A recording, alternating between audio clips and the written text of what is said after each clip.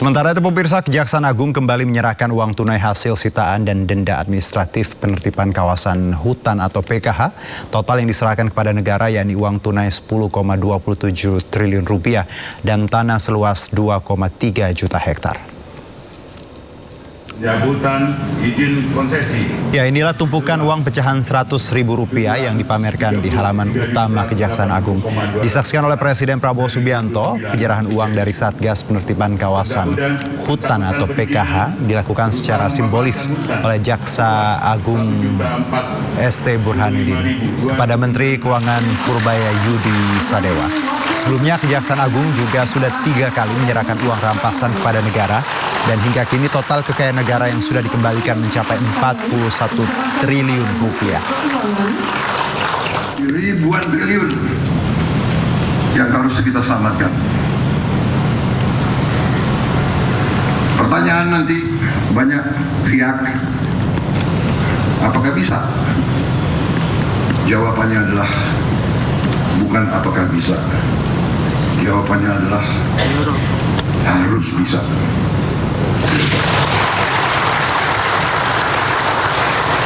Ini bukan masalah mau tidak mau.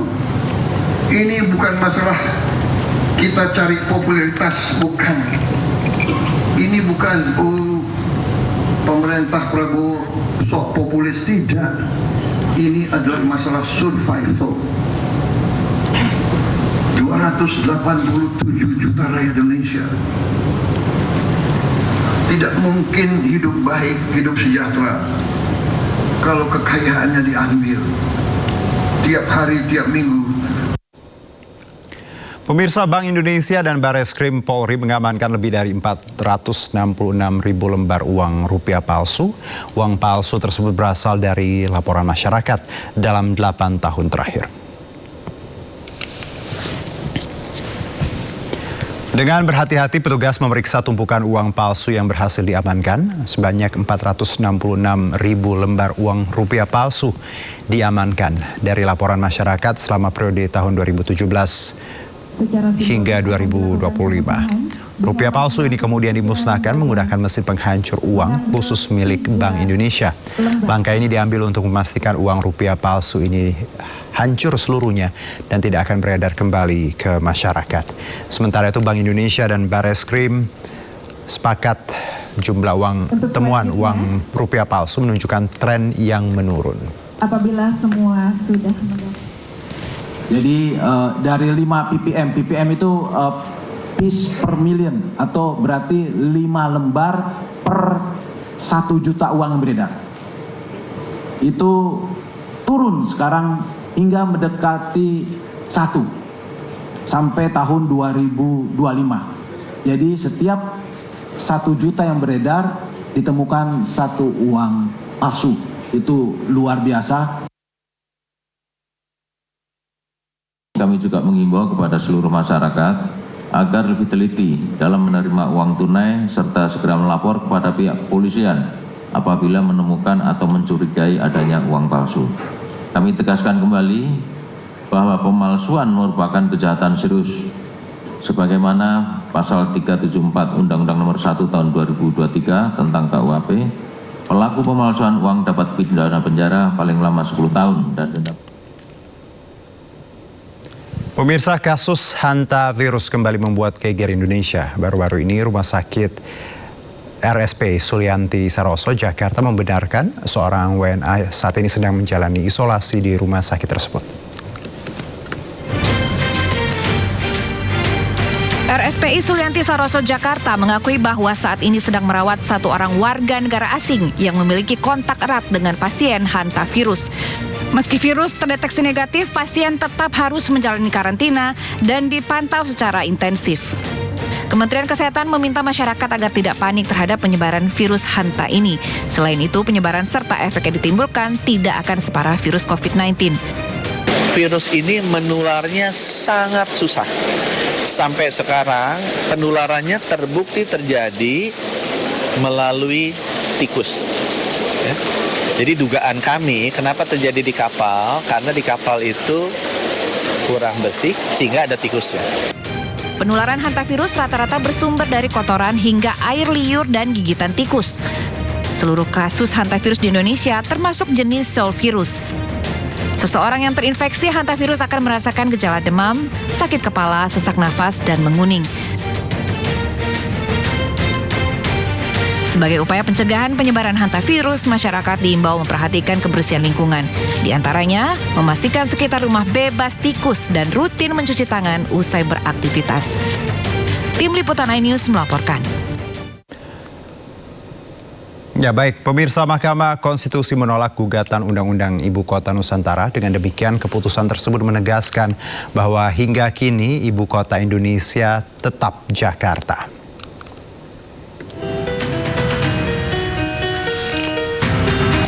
Mahkamah Konstitusi menolak gugatan terhadap Undang-Undang Ibu Kota Nusantara atau IKN. Dalam putusannya, MK menegaskan bahwa Jakarta hingga kini masih menjadi ibu kota negara. Selama Presiden belum menerbitkan keputusan resmi, maka pemindahan pusat pemerintahan ke Nusantara tidak akan dilakukan. Menurut Mahkamah, tanpa penafsiran terhadap Pasal 39 ayat 1 Undang-Undang 2 tahun 2024 sebagaimana dimohonkan oleh pemohon, kedudukan, fungsi dan peran Ibu Kota Negara tetap berada di Provinsi Daerah Khusus Ibu Kota Jakarta sampai dengan ditetapkannya keputusan Presiden mengenai pemindahan Ibu Kota Negara Kesatuan Republik Indonesia dari Provinsi Daerah Khusus Ibu Kota Jakarta ke Ibu Kota Nusantara. Putusan ini sekaligus menekankan bahwa pemindahan ibu kota ke IKN belum berlaku secara penuh meski pembangunan fisik terus berjalan. Pemerintah memastikan pembangunan IKN akan terus berlanjut secara bertahap. Sementara status pemindahan resmi ibu kota menunggu keputusan Presiden di masa mendatang. Pemindahan ibu kota menjadi salah satu program utama di era Presiden Joko Widodo. Pada tahun 2019 lalu, Jokowi mengumumkan Kalimantan Timur dipilih sebagai lokasi ibu kota baru. Pemerintah saat itu menyebut sudah saatnya ibu kota negara dipindah karena Jakarta mulai kelelahan menghadapi berbagai persoalan. Jokowi juga beberapa kali berkantor di IKN termasuk saat meninjau langsung progres pembangunan di kawasan tersebut. Meski demikian, aktivitas pemerintahan nasional hingga kini masih didominasi dari Jakarta. Sejumlah ASN juga belum sepenuhnya dipindah ke Nusantara. Tim Liputan iNews melaporkan. Pemirsa, Wakil Presiden Republik Indonesia Gibran Rakabuming Raka bertemu dengan murid-murid SMA Negeri 1 Pontianak yang mengikuti lomba cerdas cermat 4 pilar MPR RI tingkat Provinsi Kalimantan Barat. Ya, Yosefa Alexandra bersama teman-temannya dari SMA Negeri 1 Pontianak, Kalimantan Barat hari ini bertemu dengan Wakil Presiden Gibran Rakabuming Raka di Istana Wapres, Jakarta. Pertemuan berlangsung secara tertutup selama 1 jam. Wapres Gibran memberikan motivasi, tips, dan trik terkait debat publik. Wartawan pun menanyakan perasaan para siswa setelah bertemu Wapres. Tengah lagi, ke kanan lagi boleh. Iya. Lagi. Saya dan tim saya sangat senang karena diundang oleh Wakil Presiden Indonesia. Ya, ini menjadi suatu harapan dan semangat bagi kami untuk terus melangkah maju dan berkembang. Di dalam tadi bahas apa aja, Cak? Bisa ceritain nggak? Baik, tadi di dalam kami diberi motivasi sama Pak Wapres untuk terus belajar dan berprestasi dan tidak atas isu-isu yang sedang beredar, karena saat ini kan mengenai kita sebagai Gen Z remaja itu pasti tidak lepas dari digitalisasi seperti itu. Saya kami masih diundang ke Jakarta lagi kapan? Iya. Keberangkatan kami kemarin pada pukul 17.00 WIB. Sampai di sini mungkin sekitar jam 19.00. Oh ya, pastinya kami dan tim itu sangat kaget karena informasinya juga tiba-tiba, dan kami juga senang bisa diundang ke Jakarta untuk bertemu dengan Bapak Wapres. Tadi kami diberi motivasi dan tips and trick juga bagaimana caranya nanti untuk berpublic speaking ataupun untuk berdebat di muka umum seperti itu. Ya, siswi SMA Negeri 1 Pontianak Yosefa Alexandra mendapatkan tawaran beasiswa ke Cina setelah mendapatkan perlakuan tidak adil saat lomba cerdas cermat 4 pilar. Ya, Rifki Kinizami Karsayuda selaku anggota MPR RI yang juga merupakan alumnus SMA Negeri 1 Pontianak menghubungi salah satu siswa yang tergabung dalam tim lomba cerdas cermat 4 pilar SMA Negeri 1 Pontianak, Yosefa Alexandra. Dalam unggahan di Instagramnya, Rifki menawarkan beasiswa kuliah gratis ke Cina beserta tawaran pekerjaan setelah lulus kuliah. Dalam kesempatan ini, MPR juga meminta maaf kepada Yosefa. Saya anggota DPR MPR, sekarang satu-satunya alumni SMA Negeri 1 Pontianak yang jadi anggota DPR dan MPR di Jakarta. Saya minta maaf ya Yosefa ya, kalau ada kesalahan dalam proses lomba cerdas cermat kemarin tingkat final di Pontianak, Kalimantan Barat. Nanti secara institusi Yosefa MPR akan memberikan klarifikasi dan permohonan maaf. Yang kedua, karena Yosefa sekarang kelas 11, Abang bangga dengan Yosefa telah menjadi dutanya SMA 1 Pontianak yang sekarang sudah menasional. Dengan peristiwa ini kita ambil hikmahnya peristiwa ini. Yang ketiga, kalau Yosefa berkenan, Abang mau kasih beasiswa kuliah gratis ke Cina. Nanti tolong kasih tahu orang tua kalau mau. Nanti begitu selesai SMA 1, Yosefa akan Abang berikan beasiswa sekolah kuliah gratis di Cina, dan nanti akan ada pemberian pekerjaan langsung dari berbagai perusahaan multinasional untuk Yosefa kalau sudah lulus dari Cina. Ini Abang berikan, tapi kesempatannya silahkan Yosefa rembukan dengan orang tua dan guru ya. Nanti kita ketemu di Jakarta Yosefa. Ya Pak, terima kasih banyak Bapak. Terima kasih. Nanti kalau Abang Pontianak ke SMA 1 kita jumpa ya. Makasih Bapak. Oke, ada pelan sekolah situ. Lagi mengurus. Oh, oke. Makasih semua. Salam buat semua di SMA 1. Yo, selamat siang. Ya, sebelumnya pemirsa, lomba cerdas cermat MPR RI di Kota Pontianak, Kalimantan Barat viral di media sosial dan membuat geram warganet. Pasalnya Dewan Juri tidak memberikan nilai yang objektif.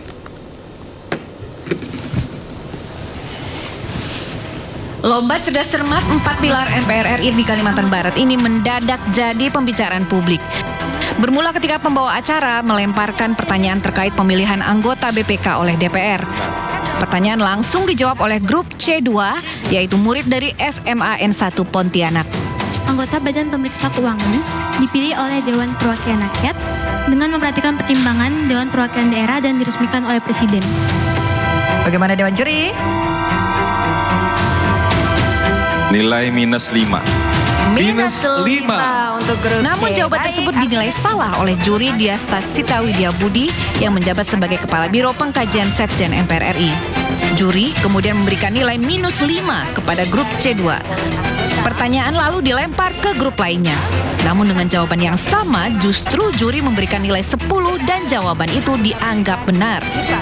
Anggota Badan Pemeriksa Keuangan dipilih oleh Dewan Perwakilan Rakyat dengan memperhatikan pertimbangan Dewan Perwakilan Daerah dan diresmikan oleh Presiden. Silakan Dewan Juri. Ya, inti jawabannya sudah benar. Nilai 10. 10 poin untuk grup B. Merasa janggal, anggota grup C2 melancarkan protes. Oh baik, silakan. Tadi kami menjawabnya sama seperti regu B. Sama. Silakan Dewan Juri untuk tanggapannya. Tadi disebutkan regu C ya. Itu pertimbangan dari DPD-nya tidak ada. DPR tadi. Ada. Dias berdalih grup C tidak menyebutkan DPD pada jawaban mereka. Grup yang dianggap salah menyangkal penjelasan juri dan meminta pertimbangan pihak lain. Alih-alih mengecek ulang, juri Indri Wahyuni, Kepala Bagian Sekretariat Badan Sosialisasi MPR RI, malah menyalahkan artikulasi dari peserta. Tapi Dewan Juri menilai kalian tidak karena tidak mendengar artikulasi kalian dengan jelas, yaitu artinya Dewan Juri berhak memberikan nilai -5. Peristiwa ini membuat netizen geram dan warganet ramai-ramai membandingkan kedua jawaban. Lomba cerdas menjadi tidak cermat karena insiden beda penilaian. Tim Liputan iNews melaporkan.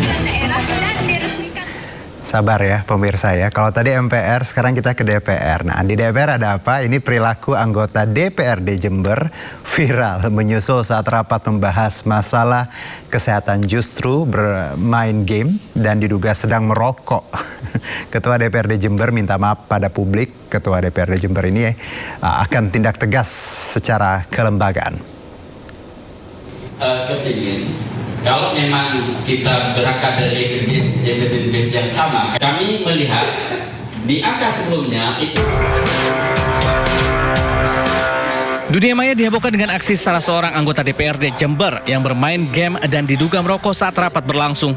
Ironisnya kejadian tersebut terjadi saat Komisi D sedang membahas isu krusial penanganan stunting bersama Dinas Kesehatan setempat.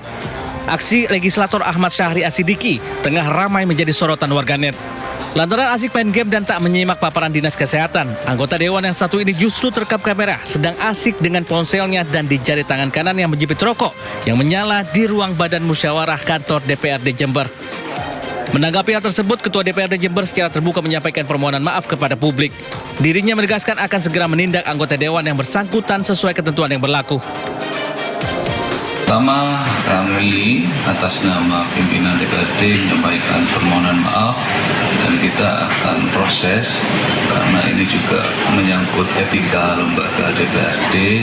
Tentu proses itu kita tegur yang bersangkutan. Kasus ini diharapkan menjadi pelajaran bagi seluruh anggota Dewan agar tetap menjaga etika saat bertugas. Dari Jember, Jawa Timur, Bambang Sugiarto, News melaporkan. Baiklah, kita jeda dulu pemirsa. Menteri Keuangan menegaskan pemerintah akan membantu Bank Indonesia dalam intervensi pelemahan rupiah. Informasi lengkapnya usai jeda.